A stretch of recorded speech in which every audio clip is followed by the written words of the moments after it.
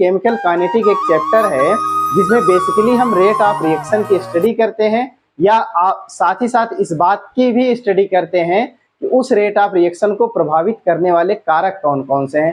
कारक का मतलब फैक्टर। तो सबसे पहले ये जान जाएं कि रेट ऑफ रिएक्शन का मतलब क्या हुआ। जैसे एक हम अगर हाइपोथेटिकल रिएक्शन लें कि ये रिएक्टेंट है और रिएक्टेंट ये चेंज हो रहा है, किस में बदल रहा है, प्रोडक्ट में, यानी आर कन्वर्ट हो रहा है प्रोडक्ट पी में। तो अगर हम रेट ऑफ रिएक्शन उसी तरीके से डिफाइन किया जाता है जैसे कंसंट्रेशन के रिस्पेक्ट में। तो rate of change of concentration with respect to time is known as rate of reaction. लेकिन यहाँ पर देखिए लिखा है DCR, इसका मतलब change in concentration of reactant and change in time. और अगर हम प्रोडक्ट के रिस्पेक्ट में देखें तो change in concentration of product और विद रिस्पेक्ट टू टाइम।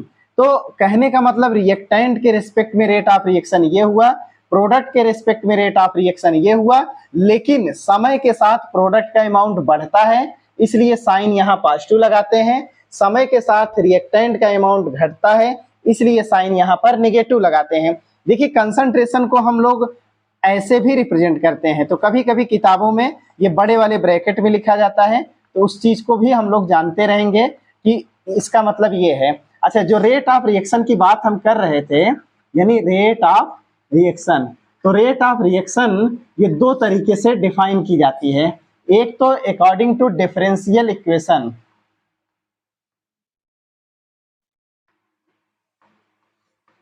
और दूसरा according to rate law equation. देखिए जो डिफरेंशियल इक्वेशन है उसमें ये कहा गया है कि जो भी रिएक्टेंट या जो प्रोडक्ट है तो चेंज इन कंसंट्रेशन, इसका मतलब क्या है, चेंज इन कंसंट्रेशन और divided by change in time. तो कंसंट्रेशन का डिफरेंस डिवाइडेड बाय टाइम का डिफरेंस, इसी को हम लोग क्या कहते हैं, रेट ऑफ रिएक्शन कहते हैं। यानी अगर जैसे हम लोगों ने यहाँ पढ़ा, तो अगर रिएक्टेंट के रिस्पेक्ट में अगर हम पढ़ा जाए तो रेट ऑफ रिएक्शन का मतलब क्या हुआ, concentration of reactant divided by concentration of time. यहाँ पर नेगेटिव साइन इसलिए लगा रहे हैं क्योंकि समय के साथ रिएक्टेंट का अमाउंट घट रहा है। लेकिन अगर प्रोडक्ट के रेफरेंस में अगर पढ़ा जाए तो डिफरेंशियल इक्वेशन के हिसाब से हम लोग कैसे लिखेंगे, D concentration of product divided by dt। लेकिन रेट लॉ इक्वेशन क्या कहता है, रेट लॉ इक्वेशन ये कहता है किसी भी अभिक्रिया यानी किसी भी रिएक्शन का जो रेट ऑफ रिएक्शन है वो directly proportional to initial concentration of reactant और with respect to power of order of reaction. और अगर इस प्रोपोर्शनलिटी को हम लोग खत्म करते हैं, यहाँ रेट कांस्टेंट के आ जाता है और ये जो रिएक्टेंट का कंसंट्रेशन है ये इसको लिखते हैं, पावर क्या लगा देते हैं, ऑर्डर ऑफ रिएक्शन। ये रेट लॉ इक्वेशन के हिसाब से है। कहने का मतलब ये हुआ कि केमिकल काइनेटिक में जब हम रेट ऑफ रिएक्शन पढ़ने लगते हैं तो रेट ऑफ रिएक्शन को डिफाइन करने के लिए दो तरीका है। पहला तरीका क्या है, पहला तरीका जो डिफरेंशियल मेथड है, डिफरेंशियल मेथड से इसका मतलब क्या हुआ कि change in concentration divided by change in time. चाहे रिएक्टेंट का कंसंट्रेशन हो या प्रोडक्ट का कंसंट्रेशन हो, यूनिट टाइम में कितना चेंज हो रहा है उसी को हम लोग रेट ऑफ रिएक्शन कहते हैं। लेकिन जब हम रेट लॉ इक्वेशन के हिसाब से पढ़ने लगते हैं तो वहां पर यह कहा गया है कि किसी भी रिएक्शन का जो रेट होता है वो इनिशियल कंसंट्रेशन ऑफ रिएक्टेंट पर डिपेंड करता है। यानी जो अभिकारक है, जो रिएक्टेंट है, उसके शुरुआती अमाउंट जो इनिशियल कंसंट्रेशन है उसी पर क्या डिपेंड करता है, रेट ऑफ रिएक्शन। और साथ ही साथ एक और बात कह दिया गया कि rate of reaction directly proportional to reactant concentration with respect to power of order of reaction. यानी यहाँ पर ये रेट ऑफ रिएक्शन है, ये रिएक्टेंट है, और ये रिएक्टेंट का जो पावर है वो ऑर्डर ऑफ रिएक्शन है, किसके रिस्पेक्ट में, रिएक्टेंट के रिस्पेक्ट में। और जब ये जब प्रोपोर्शनलिटी को हटाते हैं तो यहाँ पर रेट कांस्टेंट के लिखते हैं। ये एकदम बेसिक बातें हैं जो रेट ऑफ रिएक्शन को समझने के लिए पर्याप्त है। लेकिन पर्याप्त तब माना जाएगा जब आप इससे जुड़े हुए सवाल को लगाना शुरू कर देंगे। तो कुछ सवाल हम दे रहे हैं या हम आपको समझाने की कोशिश कर रहे हैं कि डिफरेंशियल रेट लॉ इक्वेशन को हम कैसे यहाँ पर इंप्लीमेंट करेंगे। तो अभी आपके सामने ये देखा गया कि रिएक्टेंट जब प्रोडक्ट में बदल रहा था तब ये बताया गया कि जो रेट ऑफ रिएक्शन है वो कैसे लिखा गया, तो d concentration R divided by d t, और यहाँ पर साइन क्या लगाया गया, नेगेटिव। अच्छा ये क्या, इसको हम क्या बोलेंगे, इसको हम ये बोलेंगे कि rate of reaction with respect to reactant, यानी रिएक्टेंट के रिस्पेक्ट में जो रेट ऑफ रिएक्शन है वो कैसे लिखा जाएगा, minus d concentration R divided by d t. लेकिन अगर प्रोडक्ट के रेफरेंस में लिखा जाए तो हम D concentration of product divided by d T, यहाँ पर साइन क्या लगाएंगे, पॉजिटिव। इसका मतलब क्या है, इसका मतलब ये है कि रेट ऑफ रिएक्शन और with respect to time, with respect to product के रेस्पेक्ट में रेट ऑफ रिएक्शन कुछ ऐसे लिखा जाएगा। अब अगली बात ये आती है, क्या ये दोनों रेट ऑफ रिएक्शन बराबर हैं या नहीं बराबर हैं। इसको जानने के लिए आप ये बात समझिए पहले कि इसकी जो साइकोलॉजी, रिएक्शन की साइकोलॉजी का मतलब ये है कि रिएक्शन को देखकर कुछ चीजें हम ऐसे एज्यूम करेंगे या अनुमान लगाएंगे। इसका मतलब ये हुआ कि यहाँ पर 1 लिखा है, यहाँ पर 1 लिखा है कि 1 मॉलिक्यूल ऑफ रिएक्टेंट जब डिसइंटीग्रेट होता है यानी डिकम्पोज होता है तो 1 मॉलिक्यूल ऑफ प्रोडक्ट फॉर्मेशन होता है। यानी रेट ऑफ रिएक्टेंट के रिस्पेक्ट में जो भी रेट ऑफ रिएक्शन है, प्रोडक्ट के रिस्पेक्ट में जो भी रेट ऑफ रिएक्शन है, दोनों यहाँ पर बराबर होगा। क्यों? क्योंकि जितने समय में एक रिएक्टेंट बर्बाद होगा उतने ही समय में एक रिएक्टेंट आबाद होगा। तो यहाँ पर हम साइन क्या लिख देंगे, यहाँ पर हम साइन ये लिख देंगे, दोनों रेट ऑफ रिएक्शन आपस में बराबर है। लेकिन एक दूसरा उदाहरण लेकर समझने की कोशिश करते हैं, जैसे 2A और ये कन्वर्ट हो रहा है प्रोडक्ट P में। अब यहाँ पर इसका मतलब क्या हुआ, इसका मतलब ये हुआ कि दो रिएक्टेंट मॉलिक्यूल जब डिकम्पोज होते हैं तो एक प्रोडक्ट मॉलिक्यूल बनता है। इसका मतलब ये हुआ कि D concentration of A divided by d T, यहाँ लिखेंगे D concentration of P divided by d T. अब देखिए यहाँ साइन पॉजिटिव होगा, यहाँ साइन निगेटिव होगा, इसमें कोई शक नहीं। लेकिन ये रेट, इसको हम लोग क्या बोलेंगे, rate of reaction with respect to A, इसको हम लोग क्या बोलेंगे, rate of reaction with respect to P। तो रेट ऑफ रिएक्शन रिएक्टेंट के रिस्पेक्ट में ऐसे लिखा जाएगा, प्रोडक्ट के रिस्पेक्ट में ऐसे लिखा जाएगा। फिर अगला सवाल ये आता है, क्या ये दोनों रेट ऑफ रिएक्शन आपस में बराबर होंगे कि नहीं होंगे। तो उसके लिए हमें कुछ बातें और समझनी पड़ेगी। जो बातें समझनी पड़ेगी वो ये है कि अब जैसे यहाँ पर हमने बताया कि जितने समय में एक रिएक्टेंट खत्म होगा उतने समय में ही दूसरा प्रोडक्ट हमारा फॉर्म्ड हो रहा है, यानी एक मॉलिक्यूल डिस्ट्रॉय हो रहा है तो एक मॉलिक्यूल मतलब फॉर्म्ड हो रहा है। यहाँ पर क्या है, यहाँ पर 2 मॉलिक्यूल ऑफ रिएक्टेंट जब खत्म होते हैं तो 1 मॉलिक्यूल ऑफ प्रोडक्ट फॉर्म्ड होता है। यानी जितने समय में 1 मॉलिक्यूल ऑफ प्रोडक्ट बनेगा उतने समय में 2 मॉलिक्यूल ऑफ रिएक्टेंट खत्म हो जाएंगे, यानी डिसइंटीग्रेट हो जाएंगे, डिकम्पोज हो जाएंगे। तो अब आप ये बताइए, रिएक्टेंट के डिकम्पोजिशन का रेट ज्यादा है कि प्रोडक्ट के फॉर्मेशन का रेट ज्यादा है। बेशक रिएक्टेंट के डिकम्पोजिशन का रेट ज्यादा है। क्यों ज्यादा है कि जितने समय में 1 मॉलिक्यूल ऑफ प्रोडक्ट फॉर्म्ड हो रहा है उतने समय में 2 मॉलिक्यूल ऑफ रिएक्टेंट डिकम्पोज हो रहा है। तो इस जो इनइक्वलिटी है, यानी प्रोडक्ट का फॉर्मेशन और रिएक्टेंट का डिकम्पोजिशन, ये दोनों का रेट अलग अलग है। तो ये रेट को सेम करने के लिए तो जो भी यहाँ पर स्टोइकियोमेट्रिक नंबर लिखा गया है, यानी प्रोडक्ट के आगे 1 रिएक्टेंट के आगे 1, तो यहाँ 1/1 कर देंगे, यहाँ 1/2 कर देंगे, क्योंकि रिएक्टेंट के आगे 2 लिखा गया है। अच्छा यहाँ से एक चीज और समझ लीजिए, जितने समय में 1 मॉलिक्यूल बना उतने समय में 2 मॉलिक्यूल खत्म हुआ, यानी 2 मॉलिक्यूल खत्म हुआ और 1 मॉलिक्यूल बना। अगर कहा जाए कि दोनों में क्या रेशियो, मतलब क्या क्या रेट ऑफ रिएक्शन में क्या रिलेशन है, तब हम बोलेंगे कि जितने रेट से फॉर्म्ड हो रहा है उसके डबल रेट से ये डिकम्पोज हो रहा है। तो डबल रेट यानी 2 से हम क्या करेंगे, डिवाइड कर देंगे। तब ये ऐसी कंडीशन में दोनों रेट ऑफ रिएक्शन आपस में क्या होंगे, बराबर होंगे। एक तीसरे एग्जाम्पल को लेकर समझते हैं, तब हो सकता है कि और कायदे से हमारी बातें क्लियर हो जाएं।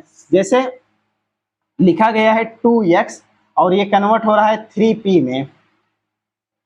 तो अब यहाँ पर देखिए कि कहा जा रहा है कि 2 रिएक्टेंट मॉलिक्यूल डिकम्पोज होकर 3 मॉलिक्यूल ऑफ प्रोडक्ट बनाते हैं।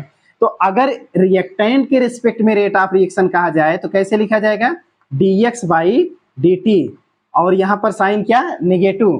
प्रोडक्ट के रिस्पेक्ट में अगर कहा जाए तो क्या लिखा जाएगा, dp बाई dt, यहाँ पर साइन पॉजिटिव, और यहाँ पर कोई भी स्टोइकियोमेट्रिक जोड़ना नहीं है, क्योंकि ये जो dx बाई dt है इसका मतलब ये है कि rate of decomposition of reactant with rate of decomposition of reactant, इसका मतलब क्या है, rate of formation of product.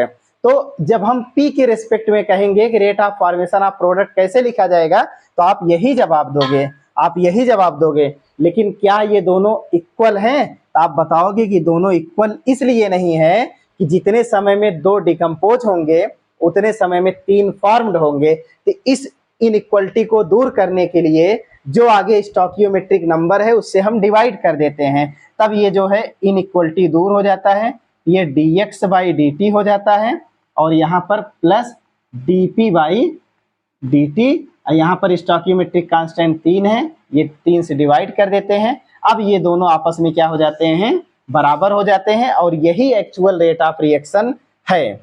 और ये जो एक एक रिएक्टेंट और प्रोडक्ट के रिस्पेक्ट में रेट ऑफ रिएक्शन है। ऐसे एक दूसरा उदाहरण ले लेते हैं। उदाहरण क्या लेते हैं, इसको आपको खुद से बनाना है, लेकिन हम थोड़ी सी मदद आपकी जरूर करेंगे, क्योंकि आपकी आदत खराब हो चुकी है हमारी मदद लेने की। जैसे N2 है, 3H2 है, ये चेंज हो रहा है 2NH3 में। अब ये कहा जा रहा है कि आप हर एक कंपोनेंट के रिस्पेक्ट में डिफरेंशियल रेट ऑफ रिएक्शन लिखिए। तो अगर N2 के रिस्पेक्ट में लिखना हो तो हम लोग कैसे लिखेंगे बच्चों, लिखेंगे D concentration of N2 divided by dt, और यहाँ साइन क्या लगाएंगे, नेगेटिव। अगर हम हाइड्रोजन के रिस्पेक्ट में लिखेंगे तो क्या लिखेंगे, D कंसंट्रेशन ऑफ H2, और जो साइन लगाएंगे वो क्या लगाएंगे, नेगेटिव। तो ये क्या बोलेंगे, rate of reaction with respect to hydrogen, या rate of decomposition with respect to hydrogen, या rate of decomposition with respect to nitrogen. अगर हम अमोनिया के रिस्पेक्ट में लिखेंगे तो साइन पॉजिटिव लगाएंगे, क्योंकि अमोनिया समय के साथ इसका अमाउंट बढ़ता है और ये फॉर्म्ड हो रहा है, तो यहाँ साइन क्या लगाएंगे, पॉजिटिव। ये क्या है, rate of reaction with respect to ammonia, या rate of reaction with respect to formation of ammonia. लेकिन क्या ये तीनों आपस में रेट ऑफ रिएक्शन बराबर है, तो आप बोलोगे कतई नहीं बराबर है। जितने समय में एक मॉलिक्यूल N2 का खत्म होता है उतने समय में 3 मॉलिक्यूल ऑफ H2 का खत्म होगा। सोचिए, समय सेम है लेकिन बर्बाद होने का जो रेट है वो अलग अलग है, यहाँ आबाद होने का रेट इससे भी अलग है।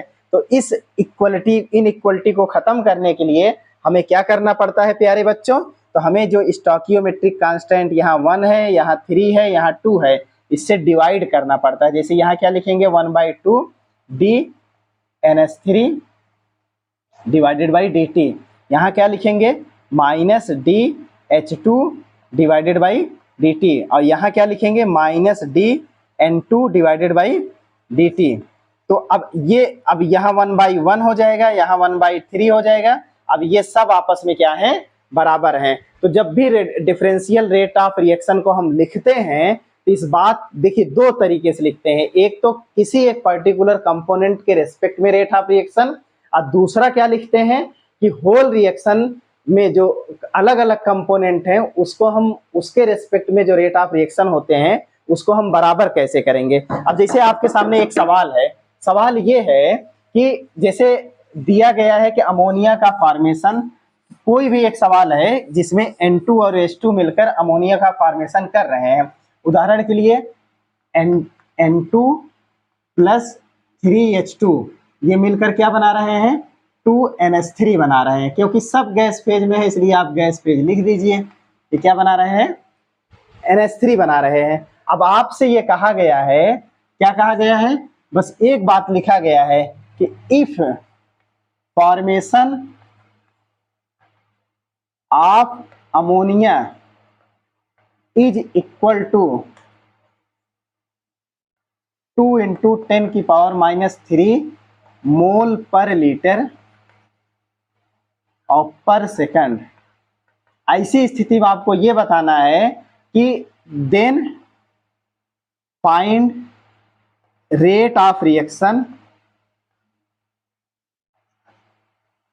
With respect to N2 and H2। यही हमारा सवाल है। मतलब इस सवाल में क्या कहा गया है कि ये इक्वेशन है, इसमें रेट ऑफ रिएक्शन अमोनिया का दिया गया है और जो वैल्यू दी गई है इसका मतलब अब आपको पता करना है, क्या निकालना है और क्या पता करना है।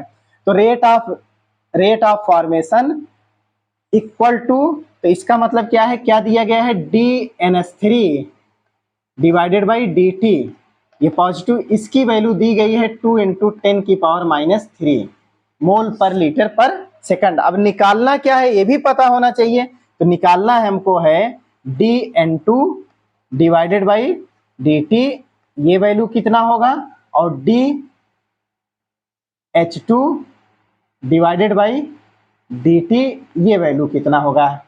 ठीक है, यही निकालना है। कुछ लोग क्या करते हैं, स्टैकियोमेट्रिक को जोड़कर सोचते हैं, ऐसा नहीं है। यानी अगर हम कहें तो rate of decomposition of N2 कैसे लिखा जाएगा, ये ऐसे लिखा जाएगा। Rate of decomposition of H2 कैसे लिखा जाएगा, ये ऐसे लिखा जाएगा। और रेट ऑफ फॉर्मेशन कैसे लिखा जाएगा, तो ये कुछ इस तरीके से लिखा जाएगा। यहाँ पर साइन पॉजिटिव होगा, जो वैल्यू दी गई है, ये वैल्यू दी गई है, ये वैल्यू निकालना है और ये वैल्यू निकालना है। तो निकालोगे कैसे, तो सबसे पहले इक्विवेलेंट रेट ऑफ रिएक्शन आपको लिखना पड़ेगा। यानी जब लिखोगे तो कैसे लिखाएगा, तो वो ऐसे लिखाएगा 1/1, यहाँ dN2 डिवाइडेड बाई dt, यहाँ क्या करोगे बराबर, अब ये स्टोइकियोमेट्रिक कांस्टेंट से आप डिवाइड करोगे, ये dH2 बाई dt, यहाँ क्या करोगे 1/2 DNS3 बाई dt, ये साइन पॉजिटिव, आप ऐसे लिखोगे। अब देखिए अगर हमें ये निकालना है तो इससे हम बराबर करके एक इक्वेशन बना लेंगे कि dN2 डिवाइडेड बाई dt, यहाँ साइन निगेटिव, और ये बराबर क्या हो जाएगा, हाफ DNS3 बाई dt, और ये साइन क्या हो जाएगा, पॉजिटिव। अब ये वैल्यू दिया गया है, जब ये वैल्यू दिया गया है तो हम क्या करेंगे, 2 × 10⁻³ मोल पर लीटर पर सेकंड, ये कैंसिल हो जाएगा, तो ये 1 × 10⁻³ मोल पर लीटर और पर सेकंड, ये हमारा आंसर हो जाएगा। लेकिन जब हमें ये निकालना होगा तो ये दोनों आपस में बराबर करके लिखेंगे, तो dH2 डिवाइडेड बाई dt, और ये बराबर क्या है, half DNS3 divided by dt, यहाँ क्या होगा 1/3। हमें केवल इतना निकालना है, माइनस के साथ 3 यहाँ हमें क्या करना होगा, मल्टीप्लाई करना होगा। जब 3 इधर आ जाएगा, ये वैल्यू ऑलरेडी दिया गया है, तो 3/2 × 10⁻³ ये 2 कैंसिल हो जाएगा, जो आंसर आएगा 3 × 10⁻³ मोल पर लीटर पर सेकंड। तो कहने का मतलब ये है कि डिफरेंशियल रेट ला इक्वेशन या डिफरेंशियल रेट ऑफ रिएक्शन को कैसे आप रिप्रेजेंट करेंगे, किसी भी रिएक्शन को देखकर हमारे ख्याल से आपको अब पता चल गया है। और अगली क्लास में हम बताएंगे कि रेट ला इक्वेशन और डिफरेंशियल रेट ला इक्वेशन दोनों आपस में कैसे कोरिलेट करते हैं। तब तक के लिए राम राम।